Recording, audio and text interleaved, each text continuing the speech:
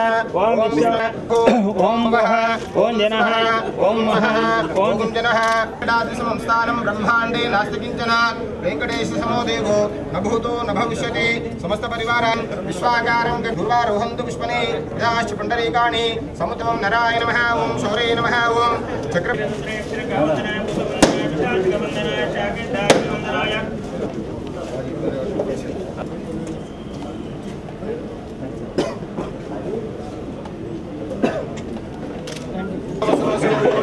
ओम प्रणय स्वाहा ओम ज्ञानाय स्वाहा ओम धानाय स्वाहा ओम मध्य मध्य उदकपाणि मुद्रा भूषणं पूर्वा भूषणं प्रक्षालयामि पादं प्रक्षालयामि निवेद्यं समग्र साक्षात् श्रीवत्सवक्षसे शिवंकराय सर्वेषां श्रीरंगेशाय मंगलम् श्रीकान्ताय कल्याण सुश्रीनिकृताय कस्तूरे वासनात्वास्तूरसे श्रेयस्याय मंगलम् समुद्रष्टमालिका बन्धकन्धपत्रजिष्णवे सुजिततनोजाय गोदाय नित्यमंगलम् शरणगिर्यां महापूर्ण्यां ताम्रपण उत्तरे तटे श्रीचन्द्रणी मूर्धां मे षड्गुण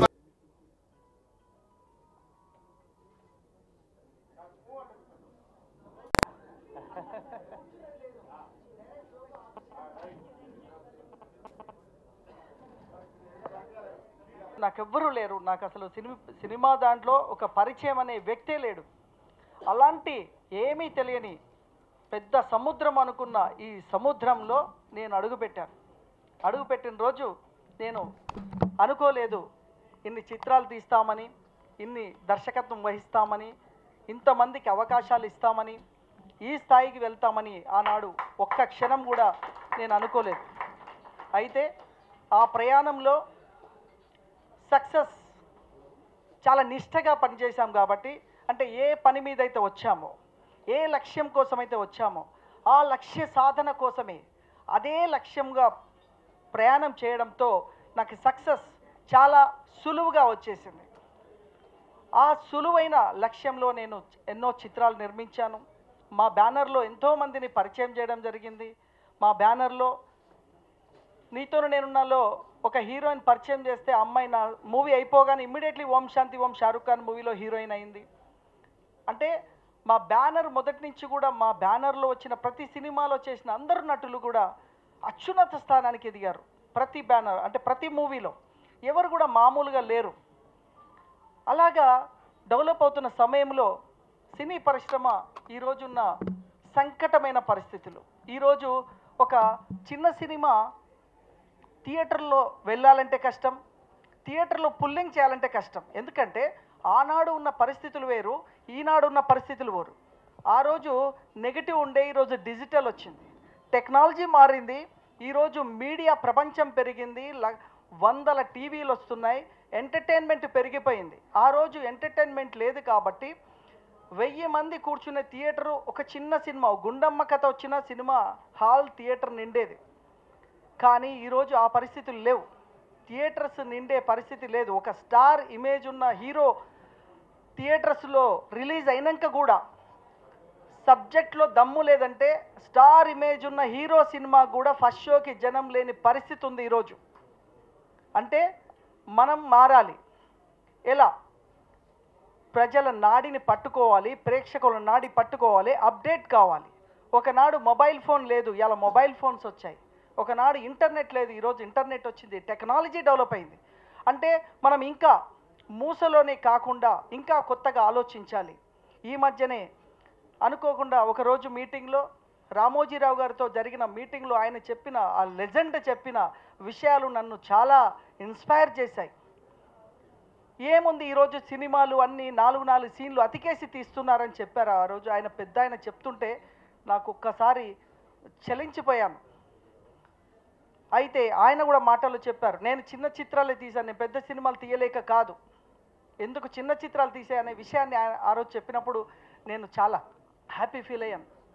అలాంటి లెజెండ్తో మీటింగ్ ఏర్పాటు చేసిన మా మోహన్ గౌడ్ గారు కానీ, సినీ పరిశ్రమ పెద్దలందరూ కూడా, వాళ్ళకి బాబ్జీ గారు కానీ అందరికీ ధన్యవాదాలు. అంటే ఆయనతో అంతసేపు మేము గంటల తరబడి మేము ఆయనతో మీటింగ్లో కూర్చున్నప్పుడు సినిమాకి సంబంధించిన ఎన్నో విషయాలు చెప్పినప్పుడు నాలో అంటే అక్కడ కూర్చున్న 100 మందిలో ఏ విధంగా ఎవరు ఏ విధంగా అయ్యారో నాకు తెలియదు, కానీ నేను మాత్రం చాలా పెద్ద ఎత్తున ఇన్స్పైర్ అయ్యాను. ఆ ఇన్స్పైర్లో భాగంగా నాకు అనిపించింది, ఒక కథ ఉంది, ఆ కథని నేను పోల్చుకున్నాను. పావురాలని ఒక వేటగాడు వల వేసి పట్టుకున్నాడు. ఓ 10-15 పావురాలు అందులో వలలో ఉన్నాయి. అందులోని పావురాలు అనుకుంటున్నాయి, వేటగాడి చేతిలో పడిపోయాం కాబట్టి ఎట్టి పరిస్థితిలో చనిపోవాల్సిందే, తప్పదు. అయితే ఇప్పుడు ఏం చేయాలి అని అందులోని కొన్ని తెలివి కల్ల పావురం అన్నది, మనం అందరం ఒక్కసారి ఎగురుదాం అని చెప్పి ఆ పావురాలు ఎగరడంతో ఒక్కసారి వల వెళ్ళిపోవడం, ఆ వేటగాడు ఆశ్చర్యానికి లోను కావడం. అంటే సినీ మాఫియాని మనం తట్టుకోవాలంటే ఒక ఐకమత్యం అవసరం. ఐకమత్యం, అందరం రండి మనం 10 మంది కలిసి సినిమాలు తీద్దాం, ఐకమత్యంగా పోదామంటే అది అయ్యేది కాదు. కాబట్టి ఎవరో ఒకరు నాంది పలకాలి, అది నేనే పలకాలి అనే ఉద్దేశంలో ఒకేసారి పావురాల్లాగా ఎగిరి ఆ వలని ఎలా లేపుతాయో అలాంటి ఒక శక్తివంతమైన మీడియాని సృష్టించడం కోసమే నేను ఒకే రోజు 10 సినిమాలు, ఒక ప్రపంచ రికార్డు, ఒక Guinness book record, world record కొట్టాలనే ఉద్దేశంలో తయారు చేస్తే, నేను జనరల్ క్యాజువల్గా ఒక్క రిక్వెస్ట్ ఫేస్బుక్లో పెడితే నాకు 300 అప్లికేషన్లు వచ్చాయి. అంత నూతన దర్శకులు స్క్రిప్ట్, బౌండెడ్ స్క్రిప్ట్తో రమ్మంటే అద్భుతమైన స్క్రిప్ట్, ఒకరిని మించి ఒకరు కథలతో ఉన్నారు. అయితే అనిపించింది, ఎస్, ఇంత 100 మంది తిరుగుతుంటే ఆపర్చునిటీస్ లేక ఇంతమంది బాధపడుతున్నారు. ఇప్పుడు నా 10 చిత్రాలు చాలా కౌంట్ తక్కువ అనిపించింది. వాళ్ళు వచ్చే విధానం బట్టి ఒక 300 మంది ఒక్క ఫేస్బుక్ రిక్వెస్ట్ తోటే వస్తే, ఇంకా మీడియా ద్వారా అయితే ఎన్ని వేల మంది వస్తారు, ఎంతమంది ప్రయత్నం చేస్తున్నారు, ఎంతమంది అవకాశం కోసం చూస్తున్నారు. మరి వీళ్ళందరికీ ఒక వేదిక కావాలి. నాకు ఇచ్చిన ఈ జన్మలో, ఈ సినీ ప్రపంచంలో నాకున్న తెలివితేటలు, నాకున్న 24 డిపార్ట్మెంట్ల మీద ఉన్న అవగాహన, మరి నాకున్న ఇప్పుడున్న ఆర్థికంగా నితిముత్యమని క్రియేట్ చేస్తే సూపర్ హిట్. ఓ శంకరాభరణం తీసుకున్నా, ఎన్నో చిత్రాలని కథకి పక్కకు రావాలి అంటే చిన్న సినిమా, దీనికి చాలా వరకు కొత్త డైరెక్టర్లకే అవకాశం, బౌండెడ్ స్క్రిప్ట్తో వచ్చే వాళ్ళకే అవకాశం అని ప్లాన్ చేసి నేను ఎఫ్బీలో పెట్టాను. బౌండెడ్ స్క్రిప్ట్ వాళ్ళే నా దగ్గరికి సంప్రదించడం జరిగింది.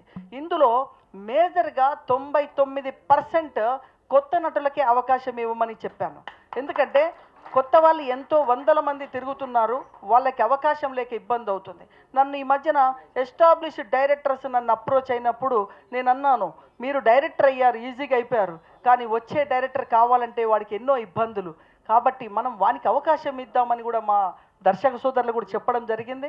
ఆ విధంగా ఈ జూలై ఎండింగ్లో ఒక స్టూడియోలో 10 చిత్రాలని ఏకకాలంలో ప్రారంభించే ప్లాన్ చేసాం. దీంట్లో మాత్రం టోటల్లీ కొత్త, మ్యూజిక్ డైరెక్టర్ దగ్గర నుండి హీరో, హీరోయిన్స్, ఎవ్రీథింగ్ కొత్త వాళ్ళే. అంటే సృజనాత్మకమైన కథలు, కథ కూడా ఈ బూతులు ఇవి కాదు, దీనికి భిన్నంగా పాటలు పెట్టామా, ఐటెంలు పెట్టామా కాకుండా ఒక భిన్నమైన స్టోరీ తీసుకొని ఆ స్టోరీని కమిటీ యాక్సెప్ట్ చేసేలాగా, కమిటీలో అది బాగుండాలి. ఆ చిత్రం బయటికి వచ్చిందంటే కమర్షియల్ హిట్ గురించి కాదు, మనం ఇక్కడ వేస్తే ఈ కూర్చున్న 50 మంది అభినందించగలగాలి, గొప్ప చిత్రాన్ని నిర్మించగలిగామనే లాంటి సినిమా తీయబోతున్నందుకు కొత్త దర్శకులు వారి వారి బౌండెడ్ స్క్రిప్ట్తో వచ్చేస్తే మొదటగా July ending or August first వీక్లో 10 సినిమాలు ప్రారంభిస్తాం. మళ్ళీ గ్యాప్ 2 నెలల గ్యాప్ తీసుకొని మళ్ళీ వెంటనే ఇంకో 10 మూవీస్ స్టార్ట్ అవుతుంది. ఆడియో ఫంక్షన్ కూడా ఒకేసారి 10 మూవీస్ చేస్తాం.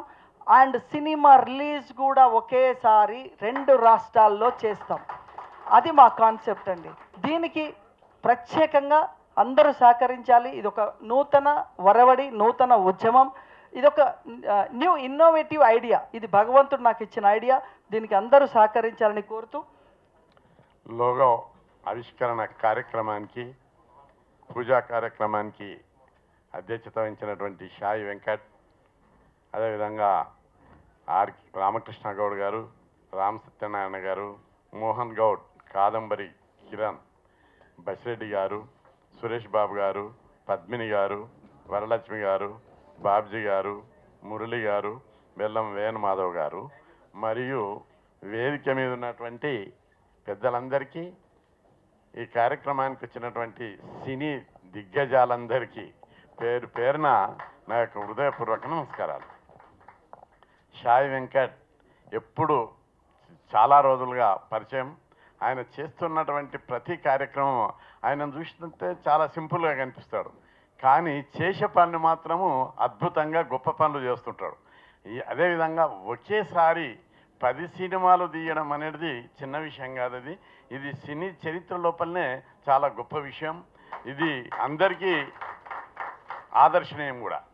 మరి సాయి వెంకట్లో ఉన్నటువంటి ప్రతిభ, సృజనాత్మక శక్తి, ఇన్నోవేటివ్ ఐడియాసు సినీ ఫీల్డ్ అంతా కూడా మార్గదర్శకంగా తీసుకోవాల్సినటువంటి అవసరం ఉంది.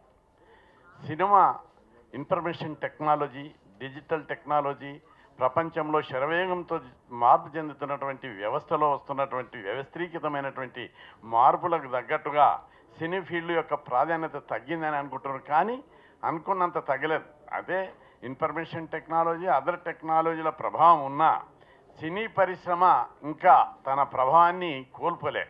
అయితే సినీ పరిశ్రమ ఒకప్పుడు రాజకీయాలనే ఎన్టీ రామారావు తారుమారు చేసినటువంటి స్థాయికి రాజకీయాల నాయకుల యొక్క టాలెంట్ను చూసి ఓట్లేపించి గవర్నమెంట్లోనే మార్చినటువంటి చరిత్ర ఎన్టీ రామారావుకు ఉంది.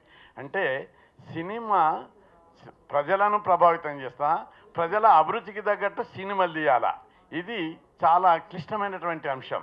చాలామంది సినీ డైరెక్టర్లు, దర్శకులు, ప్రొడ్యూసర్లు అందరు కూడా ఏంటిదంటే ప్రజల అభిరుచికి తగ్గట్టు మేము సినిమాలు తీయకపోతే మా సినిమాలు ఫెయిల్ అవుతాయి అని. కానీ ఒక వీరుడైన నాయకుడు, దర్శకుడు లేదా సమర్థుడైనటువంటి ప్రొడ్యూసరు, దర్శకులు వీళ్ళందరూ కూడా సమాజాన్ని, అంటే సినిమా యొక్క ప్రభావం ఈ సమాజం మీద బాగా ఉంటుంది. సమాజంలో తరతరాలుగా వస్తున్నటువంటి సాంప్రదాయాలు, నైతిక విలువలు, మానవీయ విలువలు, అంతేకాకుండా ప్రజల్లో దేశభక్తి, జాతీయత, శ్రమ సంస్కృతిని ప్రజల్లో నెలకొల్పవలసినటువంటి బాధ్యత సమాజం మీద అత్యంత ప్రభావవంతంగా చూపిస్తున్నటువంటి సినీ పరిశ్రమ మీద, భుజస్కంధాల మీద బాధ్యత, సామాజిక బాధ్యత ఉంది. ఎందుకంటే ప్రపంచంలో అభివృద్ధి చెందుతున్నటువంటి చైనాని తీసుకున్నా, రష్యాని తీసుకున్నా, జపాన్, జర్మనీ, ఇంగ్లాండ్, అమెరికా లాంటి దేశాలు తీసుకున్నప్పుడు అక్కడ ఉన్నటువంటి సినీ పరిశ్రమ అక్కడ ప్రజలందరినీ కార్యోన్ముఖులుగా, అంటే వర్క్ కల్చర్ వైపుగా, దేశభక్తి వైపుగా, జాతీయత వైపుగా ప్రజలందరినీ నడుమగట్టి బిగించి ముందుకు తీసుకుపోవడానికి తోడ్పడ్డాయి. ఇక్కడ కూడా భారతదేశంలో వేదభూమి, కర్మభూమి, అదేవిధంగా పుణ్యభూమి, ఇట్లాంటి భారతదేశంలో ఈరోజు అనేక పాశ్చాత్య పోకడలు వచ్చి వింత సంస్కృతులతోటి యువత దారి తప్పుతున్నటువంటి ఈ పరిస్థితి లోపల సినీ పరిశ్రమ ప్రజల మీద ఉన్నటువంటి ప్రభావాన్ని పాజిటివ్ డైరెక్షన్లో తీసుకుపోవాల్సినటువంటి సామాజిక బాధ్యత సినీ పరిశ్రమ మీద ఉంది. సాయి వెంకట్ కూడా దేశభక్తి, జాతీయత, శ్రమ సంస్కృతి కలిగినటువంటి ప్రజల్లో ఆలోచనలు రేకెత్తించేటటువంటి సినిమాలు కూడా తీస్తారని నేను ఆశిస్తున్నా. ఎందుకంటే సినిమా ప్రజల అభిరుచికి తగ్గట్టు పోతే ప్రజలను, నాయకుడు ప్రజలకు తగ్గట్టు ఓడు, ప్రజలను తన వైపు నడిపించుకుంటాడు, తన ఆలోచనలకు తగ్గట్టు నడిపిస్తాడు. సినిమా కూడా ప్రజలను అందరికీ డైరెక్షన్ ఇచ్చేటట్టుగానే తన యొక్క రోల్ తీసుకోవాలి. సరే, కొన్ని ఇబ్బందులు ఉంటాయి. ఎందుకంటే ప్రజలకు ఈజీ గోయింగ్కి అలవాటు పడ్డారు, ఈజీ ఎర్నింగ్కి అలవాటు పడ్డారు, లీజర్ కల్చర్కి అలవాటు పడ్డారు. ఎందుకంటే రాజులు, నవాబులు పరిపాలించిన నేల మీద ప్రజలందరూ ఆ టైపు. అదే జపాన్ తీసుకున్నట్టయితే డిఫరెంట్ కల్చర్, అక్కడ శ్రమ సంస్కృతి కలిగినటువంటి కల్చర్. చైనాని తీసుకుంటే ఎంజాయ్ ఇన్ వర్క్, మన దగ్గర ఎంజాయ్ ఇన్ లీజర్. ఆ డిఫరెన్స్ ఇక్కడ ఉంది. కాబట్టి ఎంజాయ్ ఇన్ వర్క్ లోపలికి మన వాళ్ళందరినీ తీసుకుపోవాలి. కష్టాలను సుఖాలుగా ఆలోచించేటటువంటి పద్ధతిగా, ఏటికి ఎదిరీదేటటువంటి ఆలోచన విధానాన్ని ప్రజల్లో కలగజేయవలసినటువంటి భావ విప్లవాన్ని.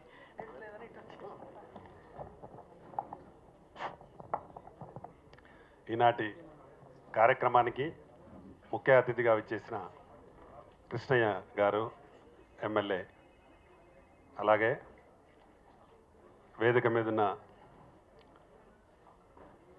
నా సహచర ప్రొడ్యూసర్స్ అందరికీ, ఇక్కడికి ఆహ్వానితులుగా వచ్చిన మరి నిర్మాతలు, డైరెక్టర్లు, టెక్నీషియన్స్, అలాగే ఛానల్స్ వారికి, పత్రికా విలేకరులందరికీ నా నమస్కారాలు. నిజంగా చెప్పాలంటే ఈరోజు ఒక మంచి దినంగా చెప్పొచ్చు. సినిమాలు తీయాలంటేనే భయం వేస్తున్న ఈ రోజుల్లో 10 సినిమాలు తీస్తానని ముందుకొస్తున్న సాయి వెంకట్ గారికి ముందుగా నా అభినందనలు. ఎంతో ఈ సినిమాలతో చాలామంది టెక్నీషియన్స్ కానీ, డైరెక్టర్స్ కానీ, హీరోస్ కానీ వారి కొత్త వారిని తీసుకుంటానని అంటున్నారు. అది ఇంకా మంచి విషయం. ఎందుకంటే ఇండస్ట్రీని నమ్ముకొని చాలామంది రోడ్లపైన తిరుగుతున్న వారు చాలామంది ఉన్నారు. ఇలాంటి అవకాశాల కోసం వెయిట్ చేసేవారు. తప్పకుండా వారందరికీ మంచి అవకాశం వచ్చి మంచి సినిమాలుగా తీసి మంచి పేరు రావాలని నేను కోరుకుంటా ఉన్నాను. సాయి వెంకట్ గారితో ఆయన ఇంతకుముందే చెప్పినట్టు నాకు చాలా రోజుల ఫ్రెండ్షిప్ అనుబంధం ఉంది. ఆయన మొదటి సినిమా యువకులు అనే సినిమాని నేను నైజాం డిస్ట్రిబ్యూట్ చేయడం జరిగింది. ఎన్నో కష్ట నష్టాలు కోర్చి ఆయన సినిమాలో రూపాయి సంపాదించలేదు, కానీ డబ్బులన్నీ పోడగొట్టుకున్నాడు. కానీ ఆయన చేసిన రియల్ ఎస్టేట్లో చాలా డబ్బులు సంపాదించి మళ్ళీ సినిమా ఫీల్డ్ సినిమాలు 10 సినిమాలు హిస్టరీ రికార్డ్ చేయడం కోసం చేయడం నిజంగా మంచి విషయం. దీన్ని మంచి హృదయంతో మా అన్న కృష్ణన్న గారు వచ్చి, అలాగే ఇండస్ట్రీలో ఉన్న ఆయనకు మంచి సపోర్ట్ చేసే నిర్మాత అందరూ ఇక్కడికి వచ్చి వారిని అభినందించడం నిజంగా చాలా సంతోషించదగ్గ విషయం. అలాగే సాయి వెంకట్ గారికి కూడా మాతో ఇంకా ఫ్యూచర్లో కూడా ఎలాంటి సహకారం కావాలన్నా నేను ఈ వేదిక ద్వారా చెప్తా ఉన్నాను. తప్పకుండా మా సహకారాన్ని అందిస్తాం అని తెలియజేస్తూ ఈ అవకాశాన్ని ఇచ్చిన మీ అందరికీ మరొకసారి థ్యాంక్స్. వేదిక మీద కూర్చున్నాడు ఆయన. సాయి వెంకట్ గారు చేసే పని ఏంటంటే, ఇప్పుడు మరో వ్యక్తి రామ సత్యనారాయణ కూడా మాట్లాడతాడు. 2 నిమిషాలు అంటే 5 నిమిషాలలో అయిపోతాయి ప్రోగ్రామ్. సాయి గారు, సాయి వెంకట్కి కొన్ని కోట్ల శుభాకాంక్షలు ఒకే ఒక్క వాయిస్తో చెప్తాను. సాయి వెంకట్ నిజంగానే చాలా మందిని ఇతను వ్యక్తి కాదు ఒక శక్తి అని చెప్తారు. నేను చూసిన ఎంతో మందిలో చాలా తక్కువ మంది మాత్రమే శక్తి ఉంటుంది. అలాంటి శక్తి ఉన్న వాళ్ళల్లో నాకు చాలా ఆత్మీయంగా ఉండే వ్యక్తుల్లో ఒకడు సాయి వెంకట్. ఏ పని తలపెట్టినా స్వచ్ఛంగా, అంటే సంకల్ప బలం చాలా క్లారిటీతో ఉన్న వ్యక్తి. అది ఏ పనైనా కావచ్చు. నిన్న ఫోన్ చేసి, అన్నయ్య 10 సినిమాలు అనౌన్స్ చేస్తున్నాను కదా, నువ్వు వచ్చి కొబ్బరికాయ కొట్టి నీ తమ్ముడిని ఆశీర్వదించు అన్నాడు. చాలా పెద్ద ఆయన, నాకంటే వేరే విషయం. ఆశీర్వదించు అనగానే, అన్నయ్య నాకు ఒక సాయం చేయవా అన్న. ఏంటి అంటే, 1 లక్ష రూపాయలు కావాలన్నయ్య. ఏంటన్నయ్య? నేను ఎప్పటి నుంచో అడగాలనుకుంటున్నాను, సందర్భం గురించి ఆగుతున్నాను. మూవీ ఆర్టిస్ట్ అసోసియేషన్లో గత 15-16 సంవత్సరాల నుంచి నేను ఉన్నప్పటికీ ఇప్పుడున్న వాతావరణంలో పేదవాళ్ళకి సహాయం చేయవలసిన అవసరం ఎక్కువ ఉంది కాబట్టి నీ దగ్గర ఇలాంటి డబ్బులు అడుగుతున్నాను నేను అన్న ఇంత అమౌంట్ డెఫినెట్గా ఇస్తా, రేపు శుభ సందర్భం కాబట్టి రేపు మాత్రం 25,000 రూపాయలు ఇస్తానని ఈరోజు నన్ను రమ్మన్నాడు ఆయన. అంటే ఒక మంచి వ్యక్తిని చెప్పడానికి కొలతలు లేవు. ఇలాంటి సహాయాలు ఎన్నో చేయొచ్చు, కానీ ఇప్పుడు మూవీ ఆర్టిస్ట్ అసోసియేషన్లో చేసే సహాయం మాత్రం డెఫినెట్గా నేను ఎప్పుడు మీతో చెప్తూ ఉంటాను. చాలామంది కళాకారులు, ఆర్టిస్టులు, సినిమా ఆర్టిస్టులు, మూవీ ఆర్టిస్ట్ అసోసియేషన్ మెంబర్స్ అనగానే చాలా రంగుల్లో ఉంటారని అనుకుంటారు, కానీ అందులో చాలామంది సగం పూట మాత్రమే భోజనం చేస్తూ ఆరోగ్యం క్షీణిస్తూ పెద్దవాళ్ళు అయిపోయి వాళ్ళని పరిశ్రమ పట్టించుకోక నాయకులు నాయకులు అంటే అన్నయ్య లాంటి వాళ్ళు కాదు, మా మూవీ ఆర్టిస్ట్ అసోసియేషన్ నాయకులు పట్టించుకోక మట్టి మంచంలో శాశ్వతంగా నిద్రపోవటానికి కళ్ళు తెరిచి ఆశగా ఎవరైనా హెల్ప్ చేస్తారేమో అంటే గ్రేట్. అంటే ఈ 25,000 రూపాయలు ఎంతమందికి ఇస్తావు, ఎలా ఇస్తావు కాదు, ఇది ఒక ఇన్స్పిరేషన్. ఒక మోహన్ అన్న ఇవ్వచ్చు, ఒక రామ్ సత్యనారాయణ గారు ఇవ్వచ్చు, ఒక బాబ్జీ ఇవ్వచ్చు, ఒక పద్మిని ఇవ్వచ్చు, ఒక విజయ్ అన్న ఇవ్వచ్చు, రామకృష్ణ కూడా ఎప్పుడూ ఇస్తూనే ఉంటాడు, సురేష్ ఎప్పుడు మాతో ఉంటాడు, ఇలా మా చంద్రమహేష్ గారు, ప్రతి వాళ్ళు కూడా ఈ వేదిక మీద ఉంటాం. ఈవేళ 10 సినిమాలు అనౌన్స్ చేస్తున్నప్పుడు అంతకుముందు ఇంకా ఎక్కువ సినిమాలు అనౌన్స్ చేస్తున్నాడు. వద్దనే స్లోగా చేద్దాం, 10 చేద్దాం అని చెప్పి నేను సలహా చెప్పాను. ఇవాళ 10 అనౌన్స్ చేసి 100 మందికి, కొత్త దర్శకులకి, కొత్త టెక్నీషియన్లకి అందరికీ దారి చూపిస్తే మా సాయి వెంకట్ చిరకాలం ఇలాగే ఉండి అందరికీ సాయం చేయాలని కోరుకుంటూ మనస్ఫూర్తిగా అభినందిస్తున్నా. Thank you. అందరికీ నమస్కారం. ముందుగా ఉద్యమ బంధువు ఈ గడ్డ పైన ఎక్కడ ఉద్యమాలు గడ్డ భావనలు వస్తున్న రోజుల్లో సినిమా ఎంత గొప్పది, ప్రపంచ దేశాల్లో సినిమా ఎటువంటి మార్పులు తీసుకొచ్చింది అనే విషయాన్ని ఇంత గొప్పగా తెలియజేసి సినిమా యొక్క గొప్పతనాన్ని చాటినందుకు అన్న నమస్కారం అన్నా మీకు. పోతే ఒకే మాట, ఇప్పుడు సాయి వెంకట్ గారు 10 సినిమాలు ఒకేసారి ప్రారంభిస్తూ గిన్నిస్ బుక్ రికార్డులు ఎక్కబోతున్నారు అన్నారు. నేనంటాను, వెంకట్ గారు మీరు గిన్నిస్ బుక్ రికార్డులో ఎక్కుతున్నారో లేదో, కానీ కాకి అన్న చెప్పినట్టుగా సినిమా పరిశ్రమలో ఈరోజు చాలామంది ఆకలితో, కష్టాలతో, కన్నీళ్లతో అల్లాడుతున్నారన్న వాళ్ళందరికీ ఫుడ్ పెడుతున్నారు. అది గిన్నిస్ బుక్ అంటే ఎక్కువ గ్రేట్, గిన్నిస్ బుక్ తర్వాత. కాబట్టి ఆ విషయం చేస్తున్నందుకు ధన్యవాదాలు తెలుసుకుంటూ థ్యాంక్స్. తర్వాత సాయి వెంకట్ గారు ఇంతమందిని ఇక్కడికి తీసుకొచ్చి 10 సినిమాలని ఈ రోజు ఓపెన్ చేశారు. నెక్స్ట్ 100 సినిమాలు ఎట్ ఏ టైం ఓపెన్ చేస్తారని అనుకుంటున్నాను. ఆయన సాధించి చేస్తారు. Hats off to Sai Venkat and global media. Thank you everyone. చేసినప్పుడు సోదరుని వెంట నేనున్నాను. అది ఈ సందర్భంగా నేను గర్వపడుతున్నాను.